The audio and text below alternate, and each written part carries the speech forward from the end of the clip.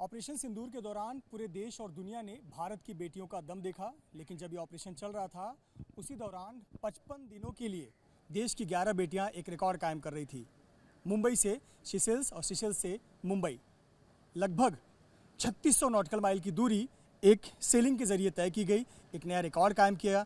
हमारे साथ ये 3 ऑफिसर्स हैं और आपको बता दें कि 11 महिला ऑफिसर्स जो कि तीनों ही सेवा दल यानी नौसेना, थल सेना, वायुसेना, इन तीनों ही क्षेत्रों से 11 लड़कियां इस सफ़र पर निकली हुई थी, कई चुनौतियों का सामना किया और 55 दिनों के बाद मुंबई पर पहुंची हैं। हमारे साथ बात करने के लिए करमजीत जी हैं।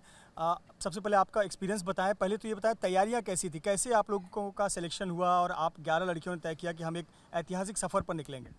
हमारी तैयारी जो है वो 2022 से शुरू हो गई थी। हमें वॉलंटियर फॉर्म्स में हमने अप्लाई किया था कि हम ये सेलिंग करना चाहते हैं। उसके बाद ऑलमोस्ट 44 ऑफिसर्स आए थे इनके ट्रायल्स देने के लिए, जिसमें हमें बेसिक ट्रेनिंग दी गई, उसमें से कुछ सिलेक्शन हुआ, फिर intermediate and then advance training. उसमें से इन्होंने 11 ऑफिसर्स को चयन किया और तैयार किया कि हम सर्कम नेविगेशन के लिए जाएंगे। और ये जो हमने अभी एक्सपीडिशन किया है ये उसी एक सर्कम नेविगेशन की तैयारी का पार्ट था।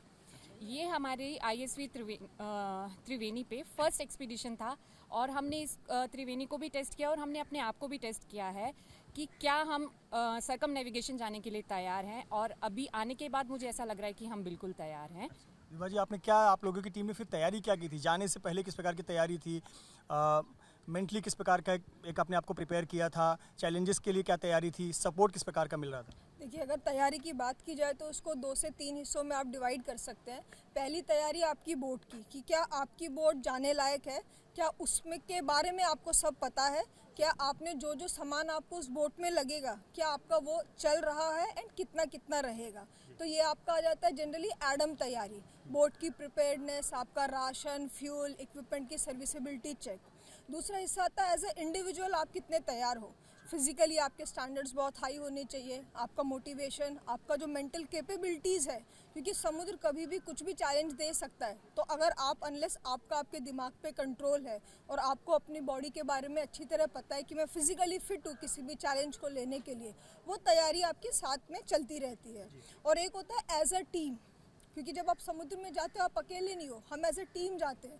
तो जो हमारी टीम की कोहेसिवनेस है, आपस में एक दूसरे को समझने की क्षमता है कि सामने वाला जो बोल रहा है वो जो बोल रहा है उसको समझो, फिर एज ए टीम उसको एग्जीक्यूट करना। क्योंकि समुद्र में अगर कुछ भी होता है तो आपके पास सोचने का समय नहीं है, वहाँ कुछ होता है तो आपको इमीडिएटली करना पड़ता है और उसको इमीडिएटली एग्जीक्यूट करने के लिए एज अ टीम आप कितने बढ़िया हो। तो ये 3 लेवल पे हमारी तैयारी ऑलमोस्ट 2 साल से चल रही थी एंड एक्सपीडिशन से पहले इन्हीं 3 विभागों पे हमने काम किया और इसके अकॉर्डिंगली हम सक्सेसफुल हो पाए इस एक्सपीडिशन को करने में। श्रद्धा, आप हमें बताएं, जब आप यहाँ मुंबई से निकली क्या सोचकर निकली थी? और एक होता है इमेजिन करना, तैयारी करना, लेकिन एक होता है जब ग्राउंड चैलेंज, जब आप वहाँ गए तो चैलेंज तो कुछ और ही होते हैं। उसके बारे में बताएं, अपने और अपने टीम के साथियों के बारे में।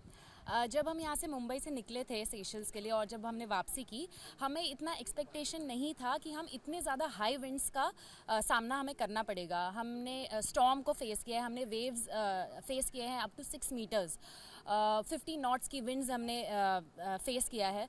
तो उसके साथ हमारे बोट में भी काफ़ी सारी इश्यूज़ आ रही थी जो हमें नहीं लगा था कि हम इतने अच्छे से रिजॉल्व कर पाएंगे। पर जब वो प्रॉब्लम सामने आई तो जो लिमिटेड रिसोर्सेज हमारे सामने थे उससे हमने बहुत सारे इनोवेटिव सॉल्यूशंस किए और उन चुनौतियों का सामना किया, हमारे बोट को ठीक किया और हम सेफली वापस आ पाए। तो मेरे लिए ये लर्निंग था कि आपके ऊपर बहुत सारे प्रॉब्लम्स आएंगे, नॉट जस्ट ओशन में पर लाइफ में भी आपके पास इतने सारे प्रॉब्लम्स आएंगे जिन पे आपका कंट्रोल है नहीं। पर आपका कंट्रोल इस चीज़ में है कि आप उसमें कैसे रिएक्ट करते हैं, आप कैसा सही एक्शन लेते हैं, सोल्यूशन सोचते हैं और उसका सोल्यूशन आप कर सकते हैं। जब आप लोग सेलिंग कर रहे थे उस दौरान एक साइक्लोन का भी सामना आप लोगों को करना पड़ा, उस चैलेंज के बारे में बताएं। बहुत टफ होता है और जिस समय आप लोग सेलिंग पर थे वो एक मौसम होता है जब मानसूनी हवाएं लैंड की तरफ बढ़ती हैं, तो बहुत बड़ा चैलेंज होता है, बताएं उसके बारे में। जैसे मैंने आपको बताया था, जब हम सेशल से इंडिया की तरफ आ रहे थे हम लोग ने इक्वेटर क्रॉस किया। इक्वेटर क्रॉस करने के कुछ 2-3 दिन बाद ही हमने मानसून विंड्स का सामना किया। विंड्स उसके पहले कुछ 10 से 15 नॉट्स थी पर अचानक से वो 50 नॉट हो गई। तो तो उस दौरान हमें अपने आप को मेंटली भी तैयार करना पड़ा, और बोट में भी बहुत सारे चेंजेस होते हैं जो हमें करना पड़ता है। सेल की साइज़ कम करनी पड़ती है ताकि वो सेल ज़्यादा पावर ना ले, और हमें बहुत कोऑर्डिनेशन से काम करना पड़ता है। हमारे सारे सेफ्टी इक्विपमेंट को चेक करना पड़ता है कि हम लोग ने सबने लाइफ जैकेट पहन रखा है कि नहीं, हार्नेस पहन रखा है कि नहीं, और एक दूसरे को सपोर्ट करना है, रेस्ट भी देना है, सही से खाना पीना सब कुछ करना है ताकि हम इतने बड़े स्टॉर्म का फेस कर पाएँ। और ये ऐसा नहीं है कि ये स्टॉर्म जल्दी ख़त्म हो जाता है कि 1 दिन में हो गया, 2 दिन में हो गया। ये आपका एंड्योरेंस चेक करता है, पेशेंस चेक करता है, क्योंकि ये 10 दिन तक चलता रहा और 10 दिन तक हमने इस स्टॉर्म को फेस किया है। तो हम सब जब वापस आए हैं, आई थिंक हम में एक अलग प्रकार का कॉन्फिडेंस और एक एटीट्यूड आ गया है, अच्छा एटीट्यूड बिल्डअप हो गया है कि हम सल्यूशन सोच सकते हैं किसी भी प्रॉब्लम का। विभा जी, हमें ये बताइए कुछ हैप्पी मोमेंट्स के बारे में। 55 दिनों में ऑब्वियसली चैलेंजेस थे, पर बहुत सारे अच्छे मौके भी आप लोगों ने बिताए होंगे, जरा उसके बारे में बताएं। अच्छे मौक़ों में जो one of the most memorable है हमारी टीम का, वो है जब हमने इक्वेटर क्रॉस की थी 29 को। बिल्कुल, एक 29 को और फिर आते समय हमने फिर की थी। उसमें क्या होता है कि जनरली आप जब बच्चे होते हो तो आप बस सुनते हो कि इक्वेटर है, ज्योग्राफी में इक्वेटर है, बट उस क्षण में जब आप होते हो कि हम इक्वेटर क्रॉस कर रहे हैं और वो इमेजिन करना, वो एक ऐसी फीलिंग थी जो सबने अंदर महसूस की, और एक आप देख सकते हो सामने वाले बंदे का कि वो कितना खुश है। सो हमारी पूरी टीम के लिए सबसे ज़्यादा मेमोरेबल एंड हैप्पीएस्ट मोमेंट था जब हमने इक्वेटर क्रॉस की। इसके अलावा जैसे जब स्टॉर्म आए, उसके बाद जब हमने उसको फेस किया एंड वो जो पहले आलू के पराठे हमने खाए उसके बाद, वो खुशी जो थी वो भी बहुत बढ़िया थी। करमजीत जी, हमें ये बताइए कि दिनचर्या कैसे रहता था, आप लोग किस प्रकार से काम बांटते थे, किसकी क्या रोल रहती थी, रेस्ट कितना टाइम आप लोगों को मिलता था, और स्पोर्ट्स वगैरह भी होता होगा, कैसे समय बीतता था आप लोगों का, फैमिली को कितना मिस करते थे? फैमिली को तो ऑब्वियसली सबसे ज़्यादा उन्हीं को मिस किया जाता था। टीम के बाद अगर कोई पहले आता है प्रायोरिटी पे तो फैमिली आती हैं। आप उनसे बात नहीं कर पा रहे हो, 4 से 5 दिन बाद हम सैटेलाइट फ़ोन से उनसे कांटेक्ट करने की कोशिश करते थे, वो भी फॉर 1 और 2 मिनट्स। उसमें आप क्या ही बात कर लोगे। तो हाँ, वो सबसे बड़ा एक जो आप कह सकते हैं कि मेंटली एक हमें जो चैलेंज फेस करना पड़ता था वो वही था कि हम फैमिली से बहुत दूर थे, और हमारी दिनचर्या ऐसी थी कि हम 6 ऑफिसर्स होते थे, तो हम 6 की ड्यूटीज़ डिवाइड होती थी। हर दिन एक officer mother of the boat का ड्यूटी करता था, जिसका काम है वो सारे मील्स कुक करेगा सारे क्रू के लिए, ब्रेकफास्ट, लंच, डिनर, एंड वो बोट की साफ़ सफाई जो जनरल अपकीप करना है या कुछ भी मेंटेनेंस करना है तो वो उस दिन के लिए असाइन होता है। बाकी जो 5 ऑफिसर हैं वो अपनी शिफ्ट के वाइज ड्यूटी करते हैं। एक ऑफिसर 4 घंटे के लिए ड्यूटी करता है और हम ऐसे रोटेशन में ड्यूटी करते रहते हैं। एक टाइम पे हमेशा दिन हो रात हो 24/7 2 ऑफिसर्स जो हैं वो ड्यूटी पे रहते थे। तो एक वॉच पे रहता है और एक हेल्म रहता है। हेल्म जो बोट को ऑपरेट करता है, उसको डायरेक्शन देता है, और वॉच है जो सब बाकी सब देखता है कि क्या हम सही जा रहे हैं, नेविगेट करता है, या कोई भी शिप या कुछ भी आ रहा है उसको देखता है। थोड़ा मुझे सपोर्ट के बारे में बताएं, किस प्रकार का आप लोगों को सपोर्ट मिला, सीशेल्स में आप लोगों का कैसे स्वागत हुआ, वहाँ बहुत सारे प्रोग्राम थे आप लोगों के, और फिर आप लोगों ने सफ़र तय करके मुंबई तक पहुँची। हाँ जी बिल्कुल, हमारा जैसे ही हम सेशल पहुँचे हमें HCI ने रिसीव किया था, और हमारी टीम जो एडवांस पार्टी थी वो वहाँ पे आई थी, और हमें वो कहते हैं ना कि आप इतने दिनों बाद सबसे पहले तो आपने लैंड देखा तो आपको वो खुशी की ओह फाइनली, और एक हमें जिस गोल से हम गए थे वो हमने अचीव किया कि हम सेशल्स के लिए निकले हैं, और फाइनली हम 26 दिन की जर्नी के बाद हम सेशल्स पहुँच गए हैं। तो वो जो एक खुशी थी वो बहुत ही अलग थी। जैसे ही हमने अपने क्रू मेंबर से मिले तो मतलब वो कहते हैं ना खुशी के आंसू अपने आप निकल गए थे, हम कंट्रोल नहीं कर पा रहे थे।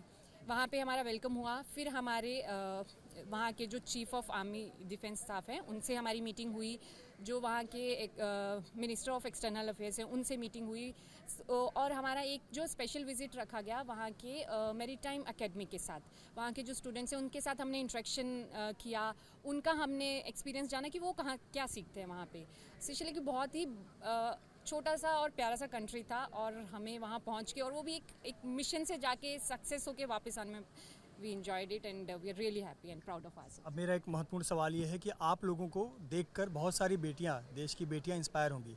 एक समय में आर्मी, नेवी, एयरफोर्स में बहुत ज़्यादा संख्या में बेटियां नहीं जाती थी, लेकिन इन दिनों या पिछले कई सालों से हम देख रहे हैं कि मेन रोल में लड़कियां दिख रही हैं और बहुत इंस्पायर हो रही हैं। क्या कहना चाहेंगी उनको, जो आप लोग जो अचीव करके आई हैं 55 दिनों में, उन लड़कियों को जो आप लोग को एक इंस्पिरेशन के तौर पर देखती हैं, उन्हें क्या कहेंगे? मैं ये कहना चाहूँगी कि हम सब जो भी यहाँ पे आए हैं, किसी का कोई सेलिंग बैकग्राउंड नहीं था। हम डिफरेंट बैकग्राउंड से आके इकट्ठे हुए हैं, हमने ये सीखा है और हम ये चैलेंज लेने के लिए गए हैं। और हम भी एक नॉर्मल फैमिली से बिलोंग करते हैं, ऐसा नहीं कि हमारा कोई पीछे से, मेरा कोई डिफेंस बैकग्राउंड नहीं है, I am the only one. So अगर मैं एक नॉर्मल हरियाणा के गाँव से आके और यहाँ पे आ सकती हूँ, हिम्मत दिखा सकती हूँ, साहस दिखा सकती हूँ, तो मुझे लगता है कि हर कोई बच्चा और हर कोई लड़की ये कुछ भी कर सकती है इस दुनिया में जो वो करना चाहती है। सो बेसिकली आपको एक इंस्पिरेशन लेना है, वो कोई भी हो सकता है, किसी भी चीज़ के लिए होता है, और उसके ऊपर काम करना है, तो कोई भी कुछ भी अचीव कर सकता है। विभा, अभी हाल ही में एनडीए पासिंग आउट परेड हुई, उसमें पहली बार 17 लड़कियां एक अधिकारी के रोल में पास आउट हुई हैं। क्या गजब का जज्बा देखने को मिला। ऐसे जब तस्वीरें सामने आती है लोग इंस्पायर होते हैं। आप लोगों ने जो अचीव किया उन्हें देख के इंस्पायर होते हैं, क्या कहेंगे आप? देखिए इंस्पिरेशन एक ऐसी चीज़ है जो किसी से भी ली जा सकती है। तो जो उन्होंने किया है उससे पहली बार राह खुली है लड़कियों की एनडीए जाने की, और ये दिखाने की कि एनडीए में 3 साल की ट्रेनिंग के बाद हम एज एन ऑफिसर वहाँ से फर्दर ट्रेनिंग के लिए पास आउट हो सकते हैं। सेकेंडली जो हमने अचीव किया है ये भी एक रेयर अचीवमेंट है जो इंडिया में सेलिंग, ऑफशोर सेलिंग का उतना है नहीं। तो उस समुद्र में जाके इतने दिन सरवाइव करना वो भी गजब है। तो मेरा ये मानना है कि जो देश में नथिंग इज़ इम्पॉसिबल, अगर आपको कुछ करने का जज्बा है और आपके सामने किसी ने करके दिखाया है, उससे बड़ा मोटिवेशन क्या ही होगा। श्रद्धा, आप लोग जब सेलिंग कर रहे थे 55 दिनों की, भारत में एक आतंकी हमला हुआ, भारत ने उसका मुंहतोड़ जवाब दिया और उसमें बेटियों का रोल बहुत अहम था। क्या कहना चाहेंगी? बेटियां उस रोल में भी नज़र आ रही हैं, कॉम्बैट रोल में नज़र आ रही हैं, एनडीए पास आउट हो रही हैं, आप जैसी लड़कियां खुद चैलेंज स्वीकार करके 3600 नॉटिकल माइल की दूरी तय करके आ रही हैं। आजकल लड़कियां हर जगह, हर फील्ड में हैं, not just combat role, army, navy, air force, even medical field में, टीचिंग फील्ड में, हर जगह पे हैं। तो मैं ये कहना चाहूँगी कि आप जिस भी रोल में आप अपने आप को देखना चाहते हैं, वो टीचिंग हो सकता है, मेडिकल हो सकता है, या आप घर भी संभालें, वो भी बहुत बड़ी बात है। तो हर विमेन अपने रोल में बहुत ही अच्छा कर रही है एंड आगे भी आई एम श्योर करते जाएगी। बहुत बहुत शुक्रिया श्रद्धा, विभा, करमजीत, तीनों ने अपना अनुभव साझा किया और किस प्रकार से मुंबई से सेशल्स और सेशल्स से मुंबई तक का सफ़र तय किया। और उन लड़कियों के लिए ये प्रेरणा है और कह रही हैं कि लड़कियों के लिए कुछ भी असंभव नहीं है, लड़कियां हर रोल में आगे हैं। और यही संदेश यहाँ से वो देना चाहती हैं कि अगर ठान ले तो लड़कियाँ कोई भी काम कर सकती हैं। कैमरामैन धर्मेंद्र पांडे के साथ मृत्युंजय सिंह, एबीपी न्यूज़, मुंबई।